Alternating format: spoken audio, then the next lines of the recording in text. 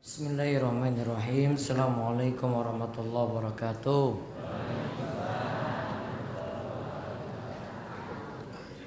Alhamdulillahirabbil alamin. Hamdan katsiran thayyiban barakan fi kama yuhibbu rabbuna wa yardah. Wa asyhadu an la ilaha illallah wahdahu la syarikalah.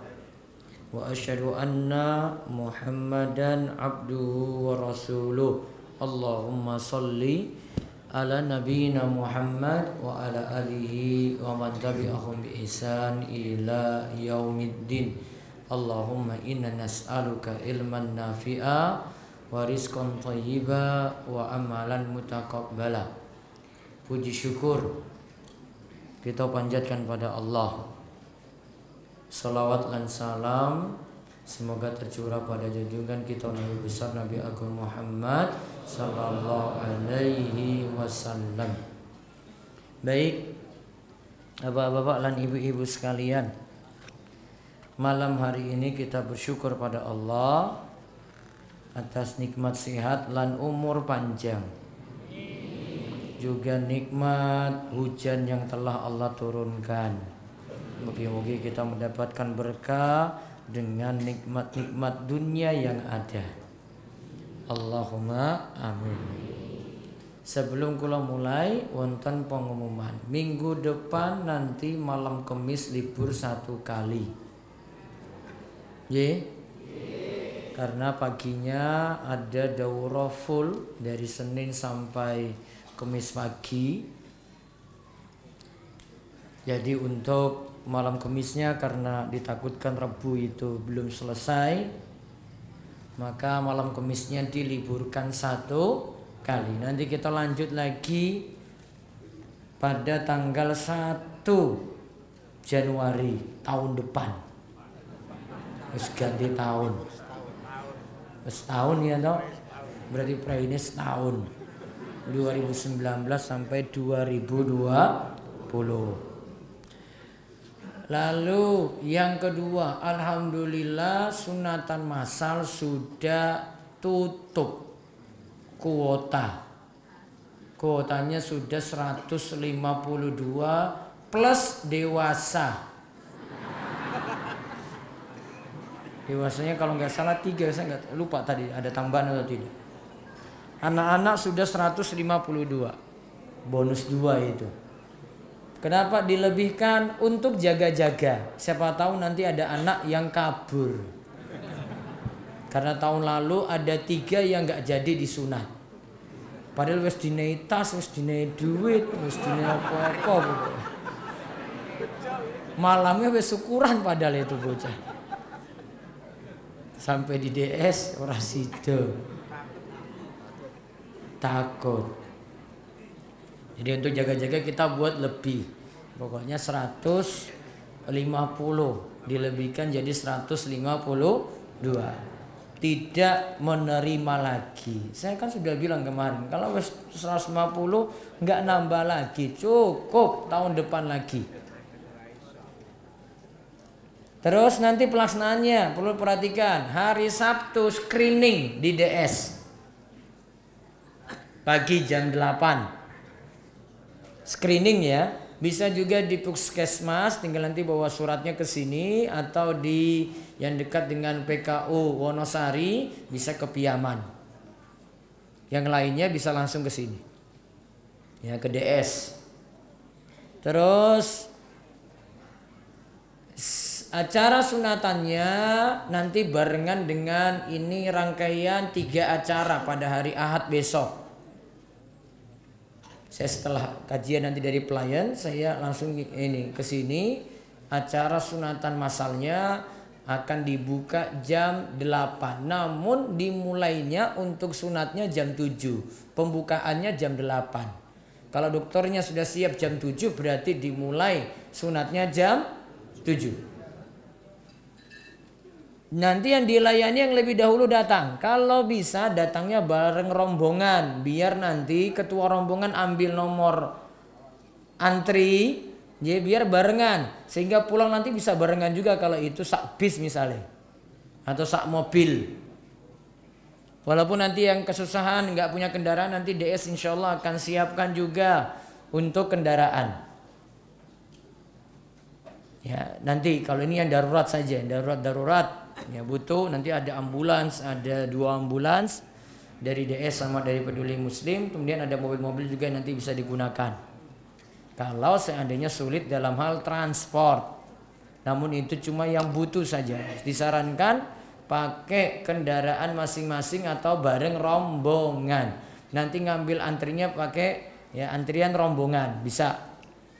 Misalnya Tanjung Sari desa atau satu kecamatan sendiri gitu. Borong nggak apa-apa. Kemudian di samping itu nanti akan diresmikan 12 masjid. Diresmikan 12 masjid pas hari itu juga. Mudah-mudahan dihadiri oleh Bu Badinga kalau beliau mampu untuk hadir.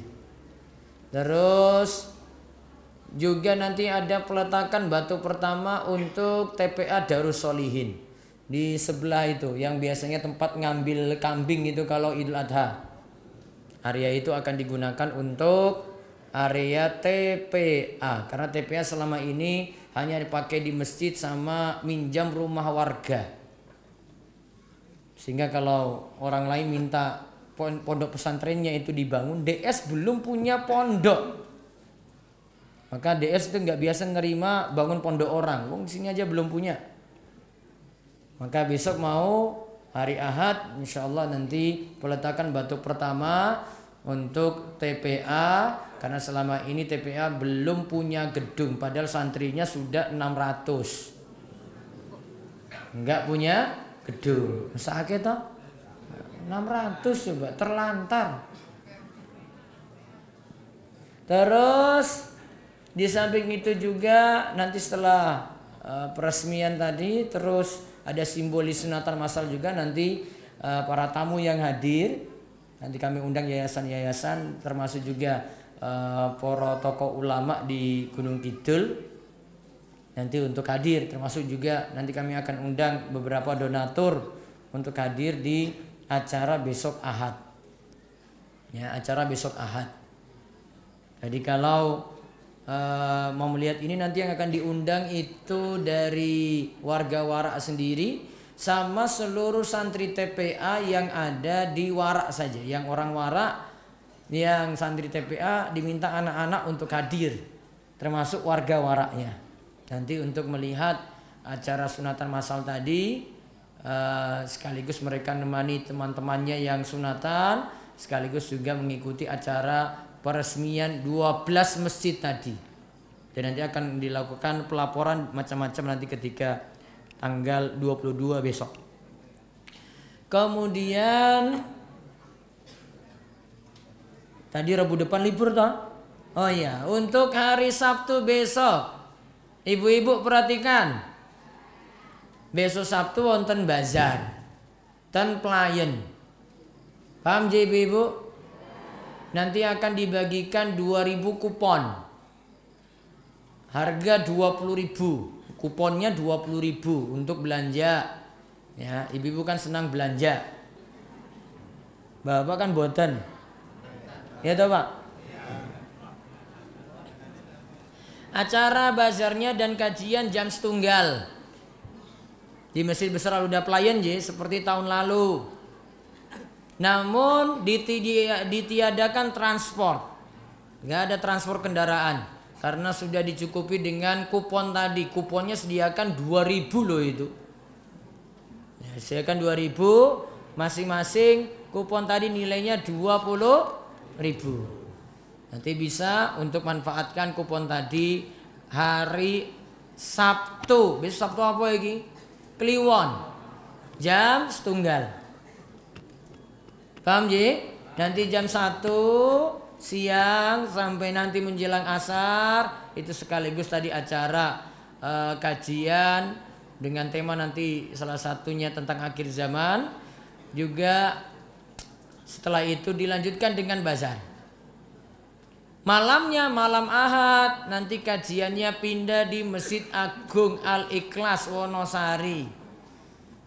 Juga tentang kajian akhir zaman. Nanti di 2 tempat ini, di Al-Ikhlas akan dibagi buku gratis, prediksi akhir zaman. Lalu paginya Ahad apa? Legi. Nah, Ahad Legi karena malamnya sudah di Al-Ikhlas, yang biasanya Ahad Legi itu di Al-Ikhlas paginya, paginya itu dibalik lagi di Pelayan, Masjid Besar Al-Huda lagi. PAP kajian Ahad pagi jam 5:30 sampai jam 7. Nanti juga akan dibagikan buku prediksi akhir zaman. Gitu. Ya, itu kegiatan ya. Daurah kalau mau ikut, yang mau ikut saja, enggak ikut yo alhamdulillah, ora melu ora popo. Seara melu nanti tanggal 23. Ki wis entuk kalender ta? Belum, telat berarti. Wis ora butuh kok. Telat nanti tuku wae, tuku. Apalagi wong cerewet terus ya.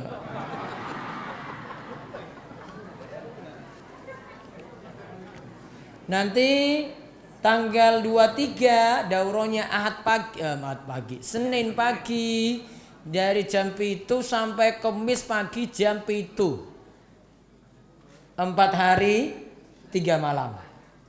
Ya, 4 hari 3 malam. Nanti silakan datang. Yang Gunung Kidul ya monggo.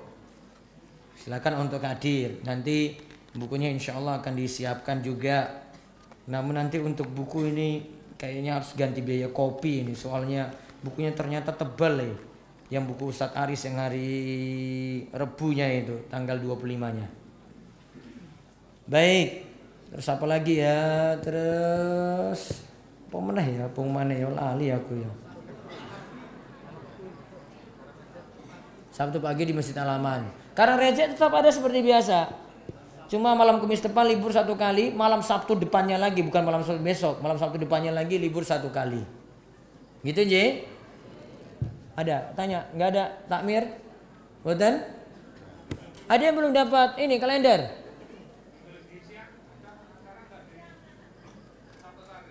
Legi karena ada sunatan libur dulu. Semua terpusat di sini kegiatannya Ahad Leginya, J. Semua dari Gunung Kidul nanti hadir di sini, jadi yang Ahad Legi pengawasannya diliburkan. Baik, kita lanjut buletin. Kalendernya siapa saya orang entok nah?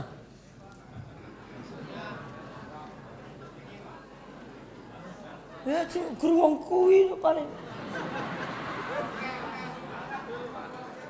Kalau guru kuwi ora apa-apa, ora seni ora apa-apa, liyane wae. Tak kira sapa saya urang. Iya pokoknya. Terus baca buletin. A'udzu billahi minasy syaithanir rajim. Inna nahnu nuhyil mauta wa naktubu ma qaddamu wa atharahum wa kulla syai'in ahsaynahu fi imamin mubin. Sesungguhnya kami menghidupkan orang-orang mati dan kami menuliskan apa yang telah mereka kerjakan dan bekas-bekas yang mereka tinggalkan, dan segala sesuatu kami kumpulkan dalam kitab induk yang nyata, Lauhul Mahfuz. Baik, masih ayat 12 saking surat Yasin. Satu ramalan yang tersisa lagi yang nomor sekawan, wakaf. Tadi saya bagi jadi 2 bagian. Yang sekarang ini teorinya dulu, besok tentang manfaat wakaf. Teorinya di sini apa saja wakaf itu, tujuannya untuk apa, bentuknya bagaimana, hukum seputar wakaf itu seperti apa. Baru nanti kita lihat pembahasan Riyadhus Shalihin. Monggo dibaca. Wakaf sendiri berarti menahan bentuk pokok dan menjadikannya untuk fi sabilillah, sebagai bentuk kurban pendekatan diri pada Allah. Sebagai bentuk kurbah, pendekatan diri pada Allah. Bentuk pokok, menahan bentuk pokok. Jadi bentuk pokoknya ditahan. Dan menjadikannya untuk fi sabilillah. Tujuannya untuk di jalan Allah. Berarti bukan untuk bisnis, bukan untuk kepentingan pribadi, namun untuk di jalan Allah. Bentuknya untuk mendekatkan diri pada Allah, berarti untuk ibadah. Dalilnya, lihat. Dari Abu Hurairah radhiyallahu anhu, ia berkata bahwa Rasulullah shallallahu alaihi wasallam bersabda, jika seseorang meninggal dunia, maka terputuslah amalannya kecuali 3 perkara, yaitu sedekah jariah, ilmu yang bermanfaat, ilmu yang dimanfaatkan, atau doa anak yang soleh. Baik, lihat sedekah jariah, ilmu yang dimanfaatkan, dan doa anak yang soleh. Sudah kita bahas kemarin. Namun sekarang kita lihat sedekah jariah yang dimaksud. Yang dimaksud sedekah jariah adalah amalan yang terus bersambung manfaatnya, seperti wakaf, aktifah tetap, contoh tanah, kitab, dan mushaf Al-Quran.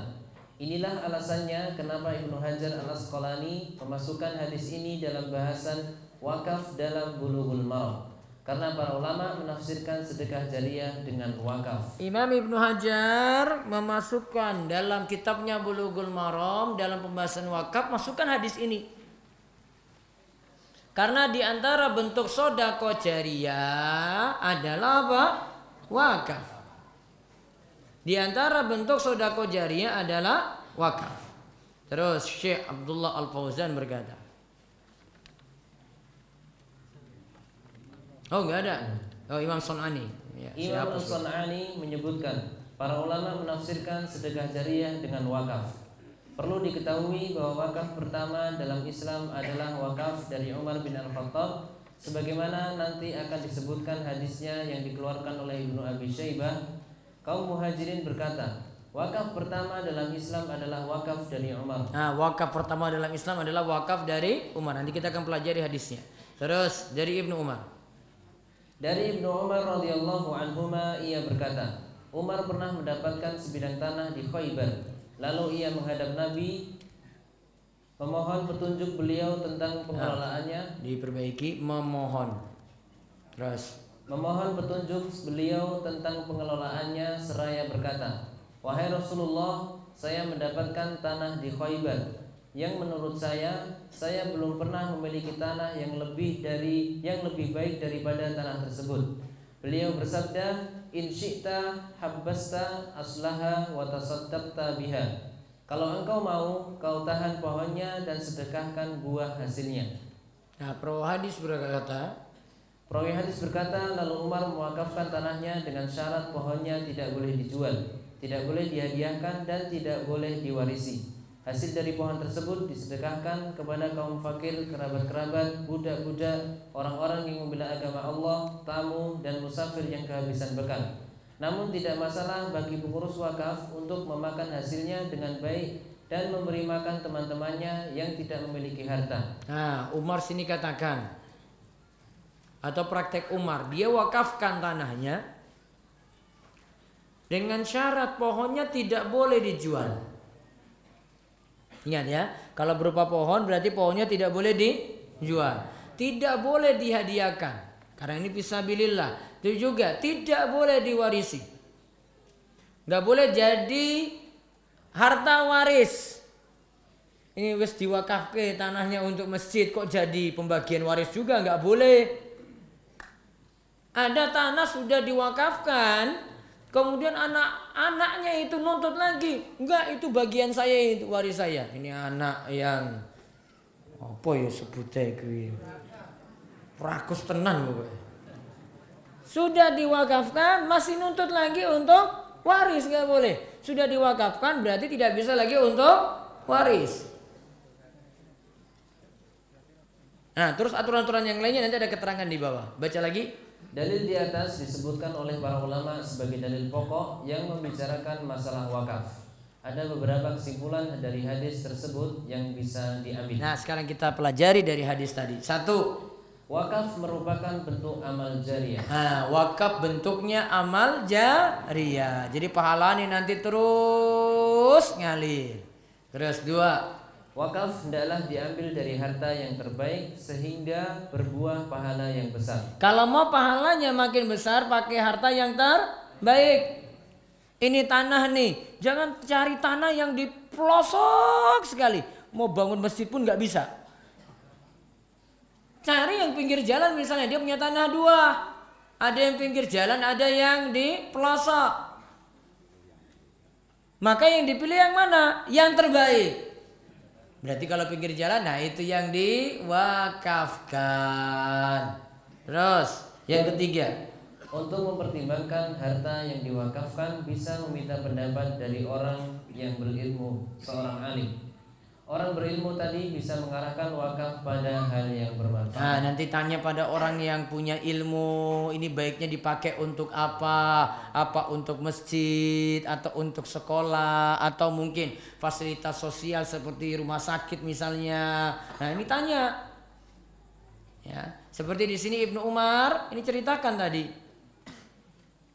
Dia tanya Umar itu, ya, Ibnu Umar ceritakan Umar pernah mendapatkan sebidang tanah di Khaybar. Terus tanya pada Nabi kita Muhammad Sallallahu Alaihi Wasallam. Terus yang keempat, pengertian wakaf telah diterangkan dalam hadis di atas lewat kalimat yang singkat namun syarat makna. Nah, syarat tuh nggak pakai y, syarat nggak pakai y. Ya. Terus singkatnya, wakaf itu menahan pokoknya dan menyedekahkan hasilnya. Misal wakaf berupa tanah, berarti tanah tetap ditahan, sedangkan pemanfaatannya itu yang disedekahkan. Lihat ya, wakaf itu menahan pokok, menyedekahkan hasil. Ini tanah nih, jadi tanah wakaf. Tanahnya tetap ada. Nanti ada yang di atasnya. Misalnya ada bangunan, nah bangunan itu yang dipakai terus. Tanah ini nggak ada yang jual, nggak ada yang hadiahkan pada yang lain, nggak jadi harta warisan, tetap kayak gitu. Itu namanya wakaf. Terus yang kelima, kalau lafaz yang digunakan adalah tahbis, engkau tahan, walau bukan dengan lafaz aku wakafkan, seperti itu sudah bisa dianggap sebagai akad wakaf tanpa perlu ada niatan atau indikasi tambahan. Tanpa perlu ada niatan atau indikasi tambahan, bisa dengan lafaz ini engkau tahan harta ini saja. Karena wakaf itu maksudnya menahan harta tadi. Terus 6. Wakaf itu khusus untuk sesuatu yang bertahan bentuknya dan terus bisa dimanfaatkan. Bukan sesuatu yang sekali pakai yang langsung pemanfaatannya hilang. Contohnya makanan termasuk sedekah, bukan termasuk wakaf. Wah, Ustadz, saya menyumbang beras 1 ton. Saya mau niatkan ini wakaf, Ustadz, untuk jamaah DS.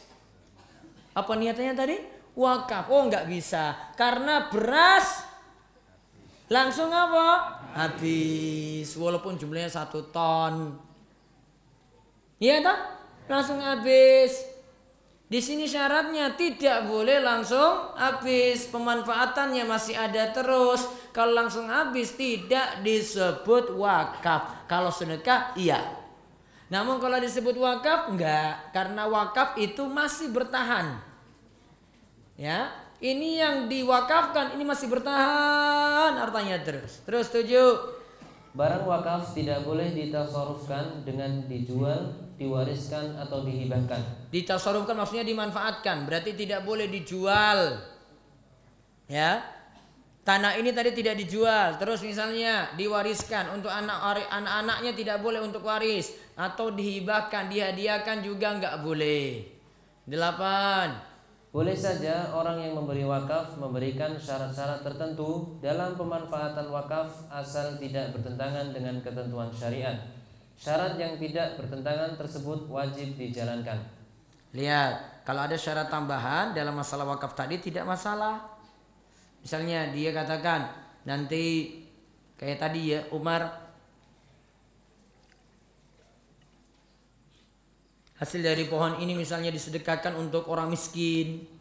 Ya, namun, nah dikasih tambahan syarat, tidak masalah pengurus wakaf untuk memakan hasilnya. Cuma sekadarnya saja, sebutuhnya saja. Ah, boleh. Ada syarat tambahan di situ dibuat, nggak masalah. Terus yang memanfaatkan wakaf ini adalah fakir miskin dan orang-orang yang dituju untuk berbuat baik. Namun yang pertama masuk dalam itu semua adalah kerabat dekat dibanding orang jauh. Nah, taib. Yang memanfaatkan wakaf ini adalah fakir miskin dan orang-orang yang dituju untuk berbuat baik. Terus 10. Sebagai nadir atau pengurus wakaf boleh memanfaatkan wakaf dengan cara yang ma'ruf sewajarnya. Ia boleh memakan sesuai kebutuhannya dan sesuai kerja kerasnya dalam merawat harta wakaf tersebut. Nah lihat, kalau mau dimanfaatkan seperti tadi disebutkan oleh Umar masih boleh, namun cuma sewajarnya. Misalnya tanahnya diwakafkan. Ustadz, di atas tanah ini kami tanami sawah, hasil sawah ini nanti untuk disumbangkan untuk orang-orang miskin, berarti diwakafkan namanya. Nah yang nanam ini juga kan butuh makan, iya toh? Yang nanam ini juga butuh makan, maka dia cuma boleh ambil seperlunya saja, sewajarnya. Kalau misalnya hasil panennya 1 ton misalnya, maka dia ambil orang separuh, secukupnya, ya. Orangnya separuh, bangkrut nanti wakaf itu nanti. Apa manfaatnya? Dia ambil secukupnya, sewajarnya dari hasil tadi. Ya. Terus yang ke-11. Orang kaya boleh makan dari harta wakaf seperti sebagai pengurus atau sebagai tamu. Namun yang jelas harta wakaf tersebut tidak boleh dijadikan milik. Harta wakaf tadi tidak boleh dijadikan milik. Kalau cuma dimanfaatkan saja boleh, karena ini sudah milik umat untuk fisabilillah. Terus jika sudah terjadi akad wakaf, maka sudah menjadi akad lazim walau hanya dengan sekedar perkataan. Kalau sudah lazim berarti sudah jadi akad mengikat dan tidak bisa diminta kembali. Kalau sudah lazim, istilahnya lazim itu sudah mengikat, sudah jadikan wakaf, tidak bisa ditarik lagi. Oh maaf, saya kemarin itu wakaf nggak jadi, saya mau jual tanah ini karena tanahnya ini sudah laku. Oh nggak bisa, bes wakaf kok. Sekalipun hanya dengan suara saja, dengan lisan sudah dianggap. Namun biar aman ya tetap tertulis. Nanti urus itu di KUA nih tentang wakaf-wakaf seperti ini. Terus 13. Boleh bagi pewakaf untuk memberikan syarat agar sebagian wakaf tersebut dimanfaatkan misal oleh nadir, pengurus wakaf. Nah boleh, dia katakan bisa, dia beri syarat untuk dimanfaatkan. Terus sekarang harta wakaf boleh nggak dijual? Misalnya gini, ini tanah, ya, tanah ini awalnya untuk wakaf, pakai untuk masjid. Namun karena perubahan keadaan, tanah ini mesti dipakai untuk kebutuhan lain.